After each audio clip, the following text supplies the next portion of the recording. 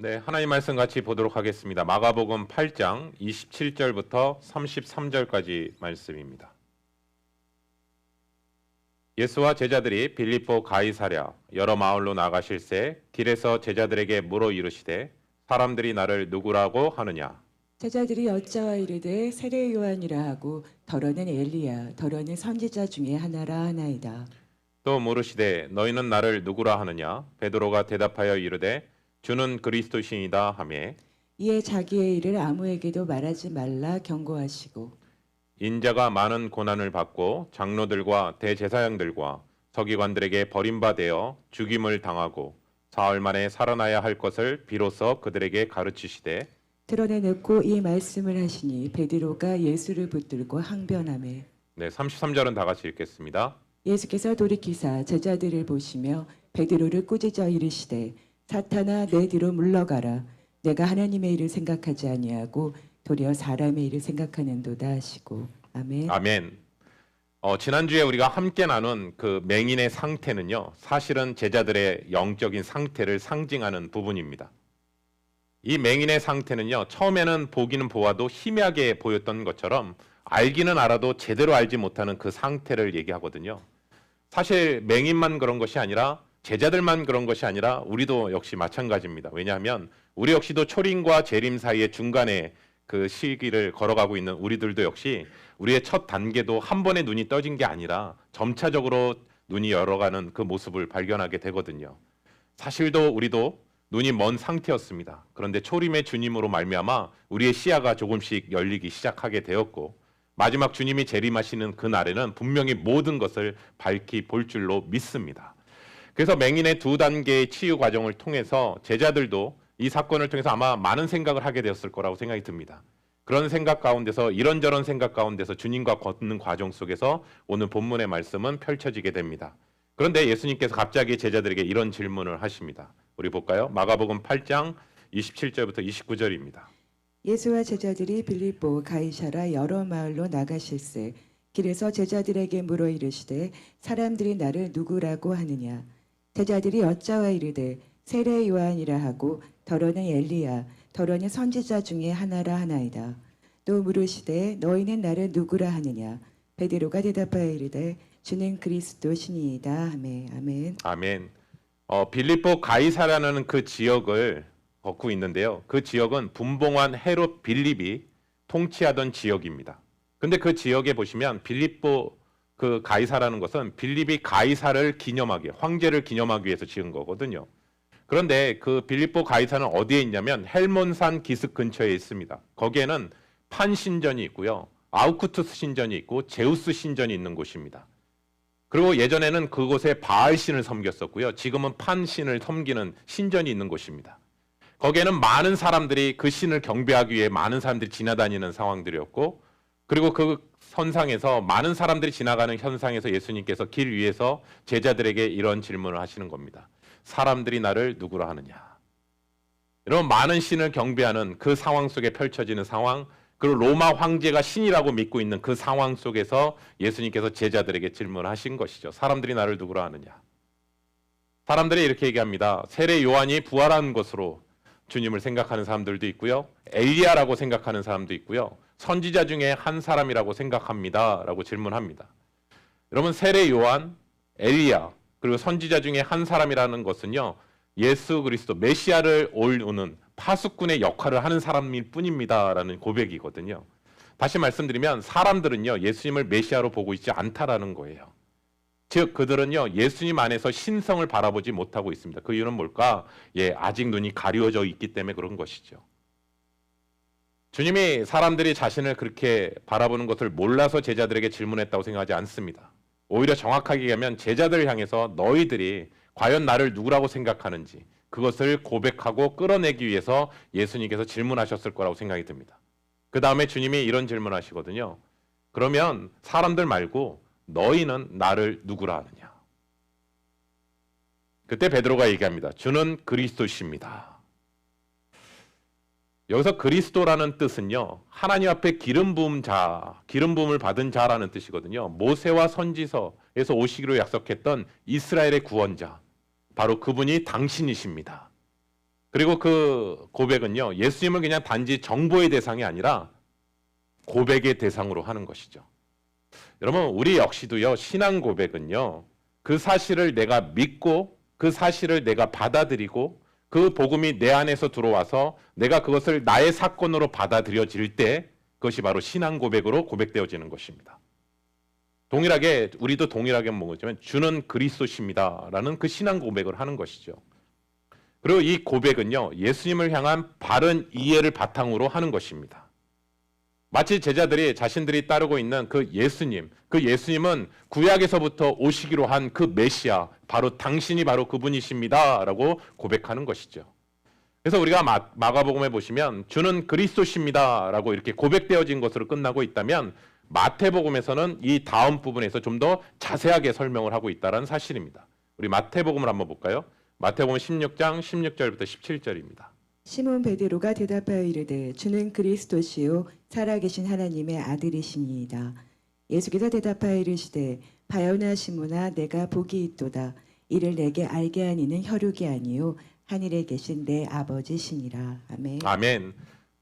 우리말 성경에서는요, 특별히 중요하게 강조된 하나의 단어가 있는데 정관사가 빠져 있습니다. 다시 말씀드리면 주는 그리스도십니다라고 이렇게 한글 성경에 돼 있는데 주는 그 다음에 관사가 들어가 있어요. 더가 들어가 있어요. 주는 그 그리스도십니다라는 뜻입니다. 특별히 이 그 정관사 더를 넣었던 이유는 뭐냐면 우리가 기다려왔던 바로 그분이십니다라는 그 단어예요. 그래서 마태가 기록한 것에 의하면 주는 그리스도십니다라는 그 고백뿐만 아니라 살아계신 하나님의 아들이십니다라는 그 고백까지 포함하고 있거든요. 여기서 살아계신 하나님이라는 뜻은 어떤 표현이냐면 나무나 돌로 새긴 우상의 차원이 아닌 참 하나님, 그리고 영원히 존재하시는 전지전능하신 하나님이라는 단어를 표현할 때 살아계신 하나님이십니다라는 단어를 표현하는 거거든요. 그래서 여기서 살아계신 하나님이다라는 그 고백은요, 예수 그리스도의 신성에 대해서 한 차원 더 고백되어지는 표현이에요. 그리스도십니다라는 그 단어 속에서도 신성이 포함되어 있지만 한 차원 더 살아계신 하나님의 아들이십니다라는 단어는 더 깊은 깨달음으로 고백되어지는 것이죠. 성육신 하셨던 예수님을 향해서 베드로가 이렇게 고백하는 것에 대해서 예수님께서 너무나 기쁘셔서 뭐라고 얘기하시냐면 바요나 시몬아 내가 복이 있도다라고 말씀하시거든요. 여러분, 바요나라는 이 단어는요, 히브리 발음대로 나온 단어예요. 정확하게 얘기하면 요나의 아들 시몬아라는 뜻인 것이죠. 그러면 특별히 이렇게 말씀하신 의미는 뭘까? 예, 두 가지 의미가 있는 것 같아요. 시몬의 아버지가 요나라는 이름, 아버지, 그러니까 베드로의 아버지가 요나였구나라는 것을 알 수 있고요. 또 하나의 의미는 뭐냐면 시몬의 조상이 누구냐면 그 유명한 요나 선지자입니다. 그러니까 주님께서 이렇게 말씀하셨던 것을 통해서 두 가지 차원을 우리가 한번 생각할 수 있어요. 구약에서요, 특별히 구약의 요나는요, 니느웨에 가서 하나님의 그 회개의 메시지를 전하라는 그 음성을 어기고 요바에 내려가서 다시스로 전혀 반대 방향으로 가는 배를 타게 되죠. 그런데 우리가 신약에 보시면 사도행전에 보시면 베드로 역시도 요바에 갑니다. 그렇죠. 요바에 가서 고넬료의 사람들에게 찾아오라라는 그 성령의 음성을 듣고 순종해서 그곳에 가서 복음을 전했던 사건이 펼쳐지고요. 또 하나는 성경은 이렇게 역설적이고 반전을 거듭하는 모습을 보게 돼요. 구약의 죄로 말미암아 사망이 들어오게 됐고요. 예수 그리스도의 의로 말미암아 생명이 들어오게 된 사건이거든요. 그래서 성경은 저주를 축복으로, 율법을 복음으로, 사망을 생명으로 바꾸는 것이 바로 성경입니다. 그래서 이방인이 싫어서 하나님 앞에 불순종했던 도망쳤던 요나에게 신약에 와서는 성령께 순종하여 이방인에게 복음을 전했던 베드로의 모습을 발견하게 되는 것이죠. 그리고 하나님의 기름을 부음을 받았던 다윗을 죽이려고 쫓아졌던 사울이요, 신약에 와서는 그리스도인들을 죽이려고 쫓아다녔던 바울의 옛 이름이 사울이거든요. 그를 회개시켜 그를 돌이켜서 오히려 복음을 위한 이방인의 그 빛과 그릇으로 삼는 것을 우린 성경을 통해서 보게 됩니다. 마치 이런 것 같아요. 예수님께서 그 맹인에게 있어서 두 번에 걸쳐서 눈을 밝히 보여주셨던 것처럼 주는 그리스도시요 살아계신 하나님의 아들이십니다 라고 이 고백할 때 뭐라고 얘기하시냐면 이는 혈과 육으로 고백하는 것이 아니라 하늘의 하나님께서 너를 통해서 알게 하셨다라고 예수님이 얘기하십니다. 사랑하는 성도 여러분, 영적인 것은요, 영적인 것으로 볼 수 있는 것이지 육적인 것으로 볼 수 있는 것이 아니라는 사실이에요. 왜냐하면 성경을 이해할 때도요, 지적인 능력으로 이해할 수 있는 책이 아니에요, 사실은요. 왜냐하면 성경은요, 특별히 하나님의 성령으로, 영으로 감동을 받아 쓰여졌기 때문에 영으로, 성령의 조명으로 하나님의 말씀을 읽어야 된다는 사실인 것이죠. 그리고 예수님께서는 보혜사 곧 아버지께서 내 이름으로 보내실 성령께서 너희에게 가르쳐 주실 것이고 내가 내게 말한 바 한 것을 기억나고 생각나게 하실 것이라고 분명히 예수님도 말씀하시거든요. 우리 한번 바울도요 이렇게 고백합니다. 볼까요? 고린도전서 2장 11절부터 14절이요. 사람의 일을 사람 속에 있는 영 외에 누가 알리요? 이와 같이 하나님의 일도 하나님의 영 외에는 아무도 알지 못하느니라. 우리가 세상의 영을 받지 아니하고 오직 하나님으로부터 온 영을 받았으니 이는 우리로 하여금 하나님께서 우리에게 은혜로 주신 것들을 알게 하려 하심이라. 우리가 이것을 말하거니와 사람의 지혜가 가르친 말로 아니하고 오직 성령께서 가르친 것으로 하니 영적인 일은 영적인 것으로 분별하느니라. 육에 속한 사람은 하나님의 성령의 일들을 받지 아니하나니 이는 그것들이 그에게는 어리석게 보이며 또 그는 그것들을 알 수도 없나니 그러한 일은 영적으로 분별되기 때문이라. 아멘. 아멘. 사랑하는 성도 여러분, 우리는 육에 속한 사람이 아니라 영에 속한 사람입니다. 왜냐하면 예수 그리스도를 믿음으로 고백한 자에게는 우리 안에 성령님께서 계시거든요. 성령께서 우리를 거듭나게 하셨을 뿐만 아니라 하나님의 영을 소유한 하나님의 신령한 백성으로 삼으셨다는 사실입니다. 그렇기 때문에 오직 영에 속한 자만이 하나님의 일을 할 수 있고 오직 영에 속한 자만이 하나님의 뜻 가운데서 순종할 수 있다는 사실이에요. 사람의 지혜나 세상의 지식과 같은 거짓되고 헛된 것에 의해 속는 것이 아니라 오직 성령께서 가르쳐 주시는 그 진리, 오직 하나님께서 우리에게 알려주시는 그 비밀, 그 하나님께서 우리에게 알려주시고 함께 하신다라는 사실을 믿으시기를 예수 그리스도의 이름으로 축원합니다. 그래서 우리는 하나님의 영에 속한 자들이다. 우리 계속해서 말씀 볼게요. 마가복음 8장 30절부터 31절이요. 이에 자기의 일을 아무에게도 말하지 말라 경고하시고 인자가 많은 고난을 받고 장로들과 대제사장들과 서기관들에게 버림받아 죽임을 당하고 사흘 안에 살아나야 할 것을 비로소 그들에게 가르치시되. 아멘. 아멘. 사랑하는 성도 여러분, 우리가 성경을 읽을 때요, 성경의 어느 권을 펴도요, 성경의 핵심의 메시지는 세 개예요. 첫 번째는 성경의 렌즈는 뭐냐면 예수님이 누구신가예요. 어느 성경을 펴도요, 성경의 대부분은요, 예수님이 누구신가를 소개하고 있어요. 예수님의 본질과 그 다음에 연결되는 게 뭐냐면 그 예수님이 무슨 일을 행하셨는가, 예수님께서 행하셨던 사역에 대해서 성경은 증거하고 있거든요. 그래서 예수님이 누구신가를 깨달았잖아요, 제자들이요.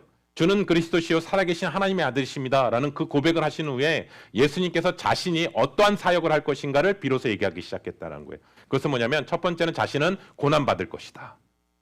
그리고 자기는 버림받게 될 것이다. 그리고 결국은 죽게 될 것이다. 그리고 3일 만에 부활할 것이다 라고 얘기합니다. 이제는 그 마가복음 8장에서요 관점이 바뀌어요. 후 누구냐라는 그 질문에서 이제는 what으로 바뀌게 돼요. 무슨 일을 행하시는지를 예수님께서 얘기하시는 것이죠. 그리고 그 고백에서 주는 그리스도십니다 라는 그 고백에는요 두 가지 중요한 의미가 담겨져 있어요. 첫 번째는 뭐냐면 예수님은 구주이십니다. 그리고 두 번째는 예수님은 주님이시다 라는 그 고백을 하는 것이거든요. 다른 말로 표현하면 이겁니다. 주님은요 제사장이시고 왕이십니다. 이 뜻이에요.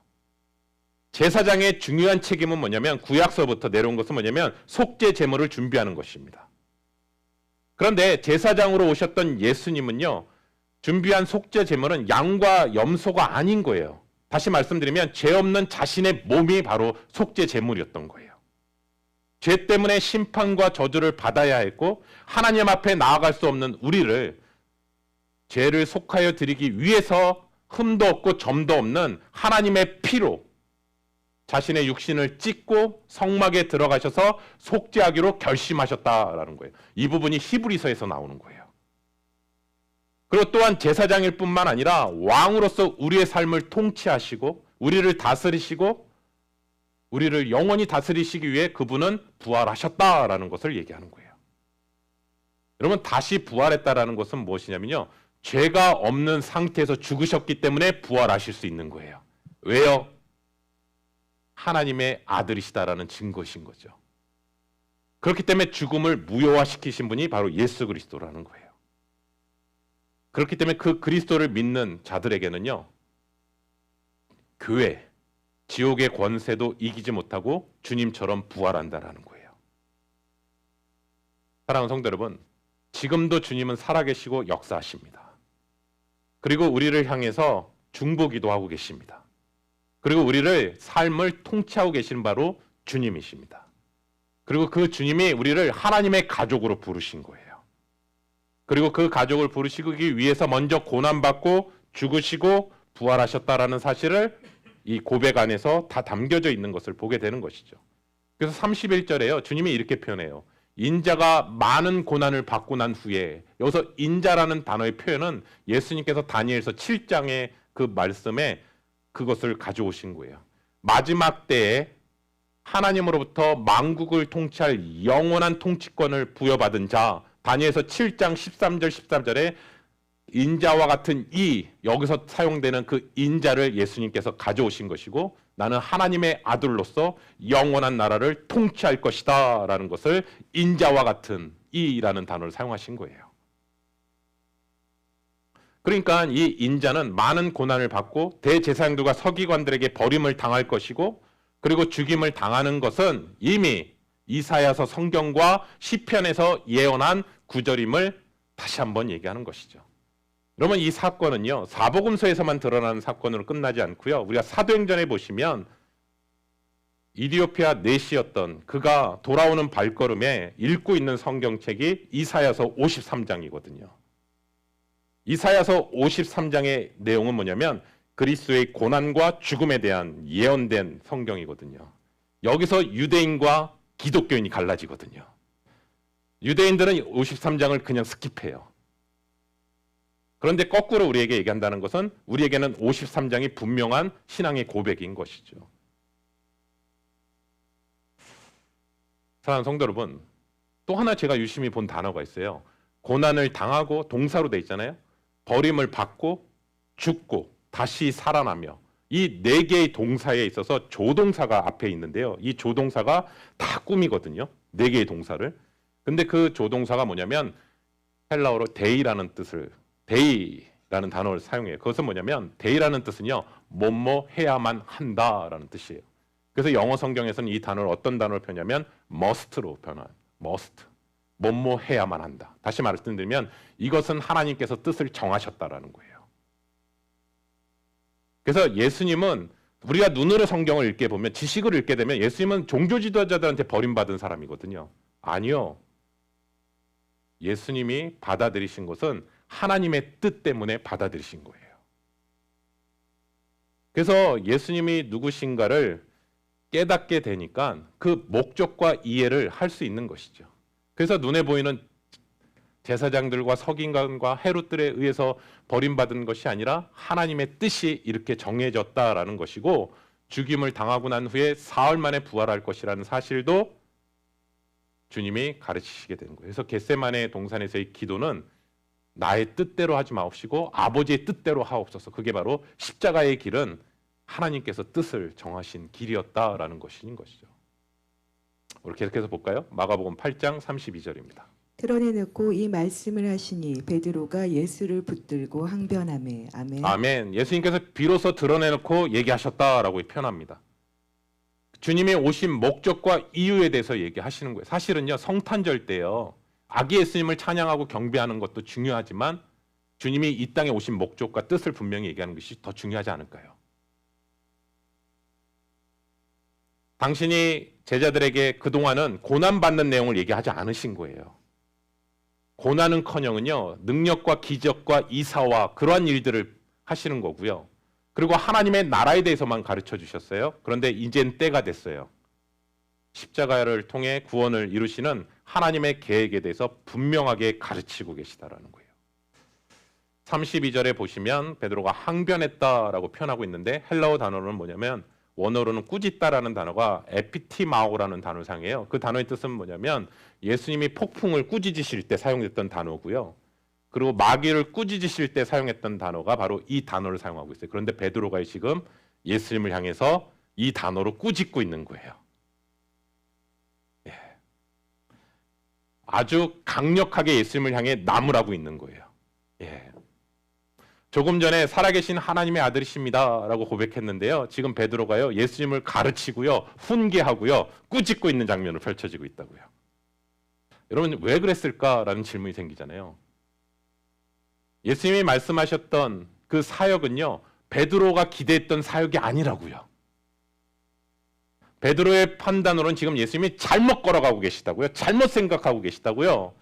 사랑하는 성도 여러분, 저는 이 구절을 보면서 저에게도 적용하고 우리 성도님들에게 적용해 보면 우리도 베드로처럼 행동할 때가 참 많다라는 거예요. 왜냐하면 하나님의 말씀을 들으면 그 말씀이 깊이 깨닫게 되면 순종으로 나가게 되는데 오히려 그게 아니라 하나님을 훈계할 때가 더 많다라는 거예요. 예를 들어 보면 하나님 그건 아니지요. 하나님 지금 내 상황과 이게 전혀 맞지 않지요. 하나님 그건 정말 잘못된 것이지요 라고 하면서 오히려 하나님 앞에 따지고 들 때가 있다라는 거예요. 그런데 여러분 저에게도 이 고백을 하면서 찔림이 뭐였냐면 여러분 그게 뭔지 아세요? 그게 바로 죄예요. 아담과 하와가 선악과를 따먹은 이유가 뭡니까?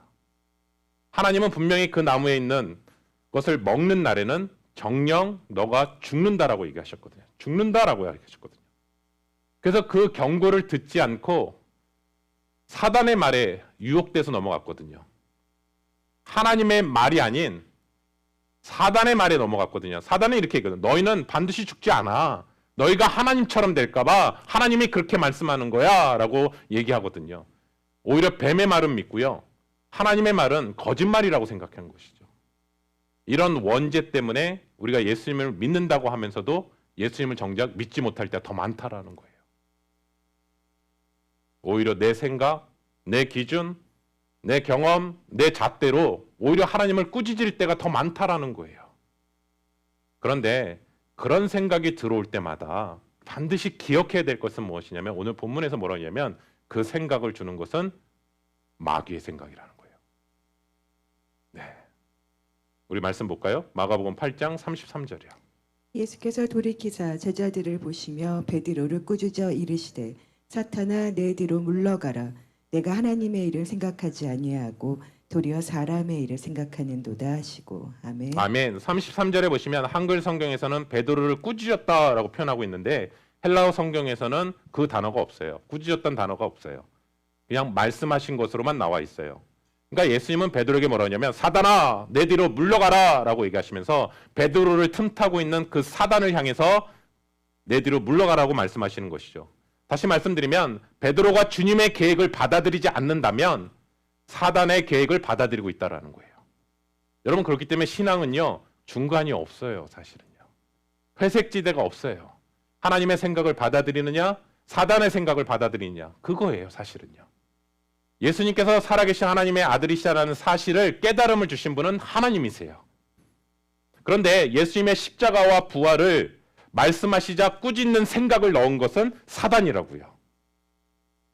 이처럼 하나님께서는 우리에게 하나님의 생각을 부어주시기도 하고요. 사단이 틈타서 사단이 우리의 생각을 잡을 때도 있다라는 거예요. 그리스도인들 중에 이런 분들이 나는 다 하나님이 주신 생각으로 해. 아니요, 그건 교만한 말이에요. 교만한 고백이에요. 왜냐하면 하나님으로부터 오는 생각도 있고요. 사단으로부터 오는 생각도 많아요. 그런데 이 둘을 구분하기가 너무 어려운 거예요. 왜냐하면 사단은 사단이라고 얘기하면서 오지 않거든요. 교묘하고요. 간교하고요. 우리의 그 좋아하는 것을 건들면서 이렇게 오거든요. 왜냐하면 위장을 잘하거든요. 그렇기 때문에 베드로조차도요. 이 생각이 사단이 준 생각이라고 전혀 생각하지 못했다고요. 자기 생각에는 사사기 시대처럼 사사를 하나님께서 선택하신 것처럼 이스라엘을 다른 민족으로부터 구원하고 능력으로 그리고 그만큼 태평성대를 누리고 모든 것을 누릴 거라고 생각하는데 주님이 죽으신다고요? 또 3일 만에 부활하신다고요? 말도 안 되는 소리 하지 마시고 헛된 생각하지 마시고 그 상황에 대해서 분노하고 있는 거거든요. 한번 이런 생각해 봤어요. 왜 이렇게 베드로가 흥분할까? 예. 베드로는요. 주님을 따르면서 배와 그물을 다 버렸거든요. 우리가 주님을 향해서 제자 훈련을 한다고 해도 예수님의 제자들이 3년 동안 훈련한 시간을 우리가 우리 시간으로 하나님 앞에 봉사하고 헌신하는 시간으로 하면 우리 최소한 180년은 사셔야 됩니다. 헌신의 깊이가 다릅니다. 완전히 3년 동안 올인한 거고요. 우리는 주님을 따른다고 하지만 부분적인 거거든요, 사실은. 그런데 자신의 마음에 온통 그 마음. 근데 왜 그렇게 했을까? 처음에는 아니었을지도 모르겠어요. 그런데 자신이 누릴 거에 대한 이익을, 그리고 자신들이 왜냐하면 나중에 보시면 자청령 우베코 고백하고 있거든요. 그분이 왕이 되시면 우리가 누릴 걸 생각하고 있었거든요. 그런데 교묘하게 사단은 그것을 건든 것이죠. 여러분, 우리가 예수님께서 광야에서 시험 받을 때 사단이 건드는 유혹 하나하나가요, 다 자기 거, 자기의 명예 아닌가요? 어떻게 보면 우리가 가장 누리고 싶어 하는 거 아닌가요? 또 그걸 향해서 달려가는 거 아닌가요? 그런데 그게 가장 교묘하게 하나님을 대적하는 것이다라는 것을 오늘 성경은 얘기합니다. 여러분, 저는 이렇게 표현합니다. 인본주의도 혹은 인권을 존중하지 않은 얘기도 처음에는 좋은 의도로 시작하는데요, 결국은 끝은요, 하나님을 대적하더라고요. 하나님의 질서를 인정하지 않더라고요. 때문에 우리는 어떠한 사상이랑 이념보다도 하나님의 말씀에 최종 권위를 두고 하나님의 말씀으로 판단하며 나아갈 수 있는 저와 우리 귀한 성도님 되시기를 예수 그리스도의 이름으로 축원합니다. 그렇기 때문에 우리가 하나님의 말씀을 가까이 하는 거예요. 그리고 그 말씀을 통해서 비추는 거예요. 그리고 그 말씀을 통해서 자꾸 그 말씀을 통해서 우리의 삶을 연결하는 거예요. 여러분, 제가 이렇게 늘 사용하는 예화 중에 하나가 위조 지폐 감별사 있잖아요. 백불 지폐를 감별하는 사람. 그 사람들이 훈련하는 방식은 이런 훈련을 하더라고요. 위조 지폐가 얼마나 다양하겠습니까? 그러면 저는 위조 지폐를 많이 연구하는 사람일 거라고 생각했는데 아니더라고요. 위조 지폐를 보지 않아요. 오히려 진짜 지폐만 봐요. 그리고 진짜 지폐만 계속 묵상해요. 계속 봐요. 그러다 보면 나중에 위조 지폐가 중간에 끼잖아요. 그러면 그냥 본능적으로 알아요. 위조 지폐인지. 저는 이게 바로 말씀이라고 생각해요. 우리가 말씀을 깊이, 어떻게 하나님의 뜻과 사단의 뜻을 알 수 있습니까? 라고 질문하신다면 아니요. 말씀을 깊이 보면요, 그냥 드러나요. 이게 하나님으로부터 오는 생각인지 사단으로부터. 근데 말씀을 가까이 하지 않고 다른 생각을 자꾸 상황들을 보니까 자꾸 혼란스럽고 헷갈리는 거예요.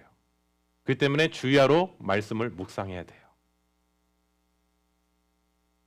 그리스도라는 사실을 베드로는 알았지만 십자가에 대한 사역은 이해하지 못했다고요. 사랑하는 성도 여러분, 저는 제자와 무리의 가장 큰 차이점은 주님을 향한 바라보는 시각의 첫 번째 차이점이 있다면 그 다음은 십자가라고 생각합니다. 우리가 다음 주에 함께 나누겠지만 결국은 십자가입니다. 주님 앞에 걸어가는 그 길은 십자가의 길입니다. 마치 제자들에게 그 벳세다의 그 맹인이 처음에는 한 번에 안 보였잖아요. 희미하게 보고 나무가 걸어다닌 것처럼 보입니다 라고 얘기했던 것처럼 치유의 첫 단계와 같은 것 같아요. 그들의 눈에는요, 여전히 무슨 눈이냐면 이스라엘의 독립과 구원에만 관심이 있다고요. 근데 온 인류를 구속하시는 예수 그리스도의 하나님의 크신 계획에 대해서는 여전히 보지 못하고 있다. 우리가 잘 알다시피 예수님이 승천할 때도 이스라엘 회복은 언제입니까? 그 질문하거든요. 그런데 우리가 잘 알다시피 부활하신 주님이 승천하시고 난 후에 성령을 보내시거든요. 성령을 보내시고 나서 하나님의 크신 계획을 나중에 밝히 알게 되었던 것처럼 예수님께서 두 번의 안수, 다시 말하면 맹인에게 두 번의 안수를 통해서 밝히 보여줬던 그 사건이 바로 예수님과 성령님의 손길을 통해서 비로소 온전히 제자들이 바라보기 시작한 것이죠. 하는 성도 여러분, 우리도 그런 실수를 참 많이 해요. 뭐냐면 하나님은 전체 그림을 보고 계신데 지금 우리의 상황 속에서, 그런데 우리는 내가 속한 부분, 내가 붙들고 있는 하나의 퍼즐만 붙들고 있는 거예요. 이게 나에게 유익이 되냐 안 되느냐. 그런데 오히려 하나님 앞에 반항하고 따질 때가 너무나 많다는 거죠. 하나님, 이게 뭡니까? 근데 사랑하는 성도 여러분, 그런 생각이 들 때 그 생각을 집어넣는 것은 뭐냐면 우리 뒤에서 사단이 집어넣고 있다라는 사실을 믿으시기를 예수 그리스도의 이름으로 축원합니다. 그래서 퍼즐을 자꾸 불안해하지 마시고요. 하나님의 큰 계획. 그래서 제가 같이 사단에 있어서 가장 본질적인 우리의 공격이 뭘까? 예, 뭔지 아세요? 하나님은 선하시다. 그것을 먼저 건드립니다. 그게 무너지면요, 다 무너지기 시작해요. 그런데 사랑하는 성도 여러분, 하나님은 선하신 분이십니다. 때로는 이해되지 않은 상황이 펼쳐진다 하더라도 하나님은 선하신 분이시다. 그리고 우리를 이끌어 가시는 분이시다. 그리고 우리를 성령께서 우리에게 그 이끄시는 대로 함께 하신다. 오늘 말씀을 마치면서 한번 이렇게 저에게 적용하게 됐습니다. 말씀을 묵상하면서 이런 마음이 들더라고요. 지금 가장 중요한 본질을 다루고 있습니다. 신앙 고백이요. 여러분, 지금 코비드 상황을 통해서 우리의 신앙을 한번 크게 흔들어난 사건이 돼버렸어요. 근데 가만히 돌아보니까 이게 문제였던 것 같아요. 뭐냐면요, 신앙 고백 없이요, 예배 생활도 할 수 있었고 사역도 할 수 있었고 자신은 잘 믿은 것처럼 생각할 수 있었다라는 게 그게 문제였더라고요. 근데 코비드 상황들이 펼쳐지니까 그거를 흔들어 놓은 것 같아요. 다시 말씀드리면 신앙 고백이 반석 위에 세워지지 않으니까 그 부분이 다 건드려지니까 세계를 다 건드신 거거든요. 그러다 보니까 결국은 하나님 앞에 떠나는 자들이 생기게 되고 신앙이 더욱더 후퇴되는 상황들이 펼쳐진다라는 사실인 거죠. 그리고 다음 세대에게 신앙의 유산이 흘러가지 않는 것이죠. 왜요? 신앙 고백이 없기 때문에요. 아, 내가 그동안 모태신앙이었는데요? 아니요. 그건 신앙 고백이 아니죠. 하나의 신앙의 전통이죠. 아, 내가 그래도 예배 생활 잘 드렸는데, 예, 정직하게 얘기할까요? 고백 없이도 예배 교회 나올 수 있잖아요. 아니, 난 그래도 열심히 사역했는데, 예, 신앙 고백 없이 찬양할 수 있고 봉사할 수 있거든요. 그런데 주님은 분명히 말씀하셨어요. 이 신앙 고백 위에 내 교회를 세우신다고 하셨거든요.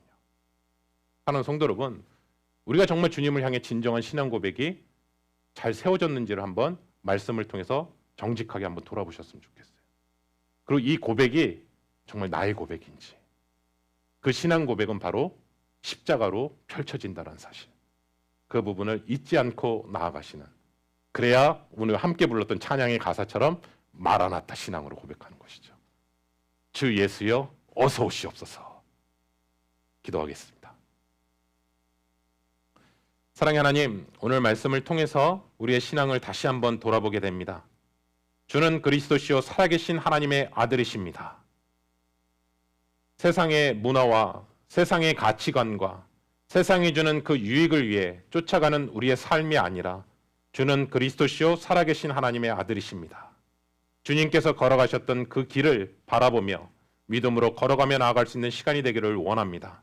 하나님, 우리의 신앙이 상황에 따라 흔들리지 않게 하여 주시고 주님을 향한 분명한 믿음의 고백이 있게 하여 주시고 나의 구주로, 나의 주님으로 바라보며 믿음으로 선포하며 나아갈 수 있는 우리 귀한 시간이 되게 도와주시옵소서.